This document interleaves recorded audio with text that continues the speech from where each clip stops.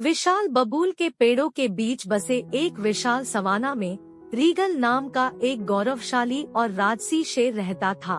वह घास के मैदानों में श्रेष्ठता के भाव के साथ घूमता था और अन्य जानवरों की प्रशंसा करता था।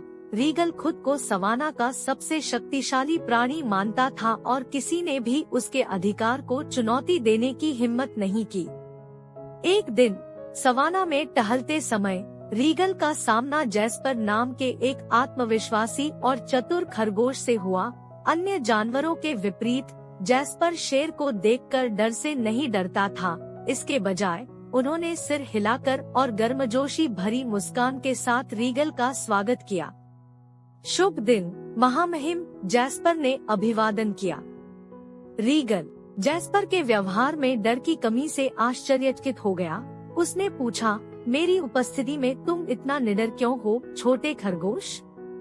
जैस्पर ने हंसते हुए कहा, मैंने आपकी बहादुरी और ताकत की कहानियाँ सुनी हैं, लेकिन मैं यह भी जानता हूँ कि सच्ची ताकत दयालुता और विनम्रता में निहित है।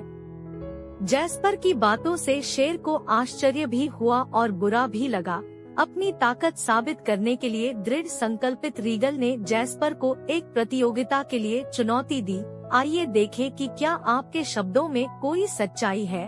हम पूरे सवाना में दौड़ लगाएंगे और मैं आपको सच्ची ताकत दिखाऊंगा। जैस्पर हालांकि अपनी शारीरिक सीमाओं से अवगत था, सहमत हुआ।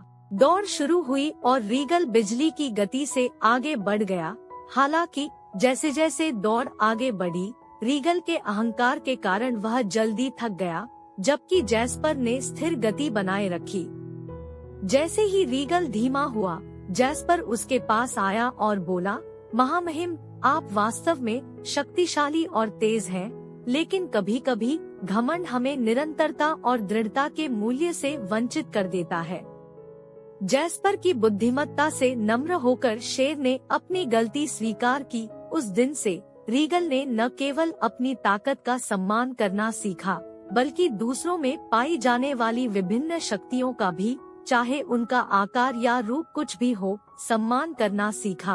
बदले में जैस्पर ने अपनी बुद्धिमत्ता और अटूट आत्मविश्वास के लिए शेर की प्रशंसा प्राप्त की।